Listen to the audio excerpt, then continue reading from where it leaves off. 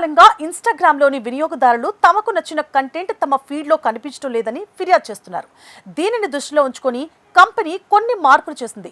దీని ప్రకారం ఇతర క్రియేటర్ల కంటెంట్‌ను రీపోస్ట్ చేసే ఖాతాల రీచ్ ఇకపై తగ్గిపోనుంది. అటువంటి పోస్టులు ఫీడ్‌లో కానీ, ఎక్స్‌ప్లోర్ విభాగంలో కానీ సిఫార్సు చేయడం కుదరదు. ఈ విధంగా వాటి రీచ్ దానంతట అదే తగ్గిపోతుంది. ఇలాంటి నియమాలు ఇప్పటికీ రీల్స్‌కి వర్తిస్తున్నాయని, ఇప్పుడు ఈ నియమం ఫోటోలు, కార్సరల్స్ పోస్టులకు కూడా వర్తిస్తుందని కంపెనీ తెలుపుతోంది. ఇతర క్రియేటర్ల పోస్టులను తరచుగా రీపోస్ట్ చేసే అకౌంట్లు ఇకపై సిఫార్సు చేయడం కుదరదు అని ఇన్‌స్టాగ్రామ్ పేర్కొంది. దీని అర్థం తరచుగా రీపోస్ట్ చేసే అకౌంట్ల పోస్టులు వారి ఫాలోవర్లకు చేరవచ్చు, కానీ అవి డిస్కవరీ ఫీచర్ ద్వారా కొత్త ప్రేక్షకులకు కనిపించవు. ఇది ఇన్‌స్టాగ్రామ్‌లో డూప్లికేట్ కంటెంట్ను తగ్గిస్తుంది. ఎక్కువ మందికి చేరడానికి కంటెంట్ క్రియేటర్లు ఒరిజినల్ కంటెంట్ను అప్లోడ్ చేసేలా ప్రోత్సహిస్తుంది.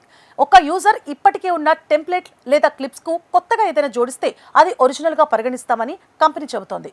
ఒక క్రియేటర్ పాత మరొక క్రియేటర్ పోస్టుకు వాటర్ మార్క్ జోడించి వీడియో వేగాన్ని మార్చి ఇతర కంటెంట్ స్క్రీన్ షాట్లను షేర్ చేస్తే ఆ కంటెంట్ ఒరిజినల్గా పరిగణించబడదు.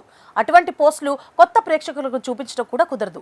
ప్రజలు ఫాలో అయ్యే ఖాతాల నుండి వచ్చే పోస్టులు వారి ఫీడ్లలో కనిపిస్తూనే ఉంటాయని, అయితే ఇతరుల కంటెంట్లు కేవలం రీపోస్ట్ చేసే క్రియేటర్ల రీచ్ తగ్గుతుందని ఇన్‌స్టాగ్రామ్ తెలిపింది.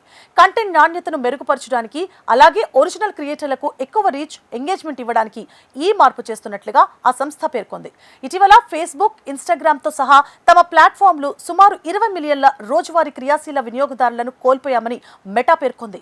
వినియోగదారులు తమ ఫీడ్లలో చూసే కంటెంట్తో అసంతృప్తిగా ఉన్నారని పలు నివేదికలు సూచిస్తున్నాయి. ఆ కంటెంట్ నాణ్యమైనది కానీ, తమకు సంబంధితమైనది కానీ లేదని వారు ఫిర్యాదు చేస్తున్నారు. అంతేకాకుండా వారు అనుసరించే క్రియేటర్ల నుండి కంటెంట్ వారికి చూపించడం లేదని కూడా ఆరోపిస్తున్నారు.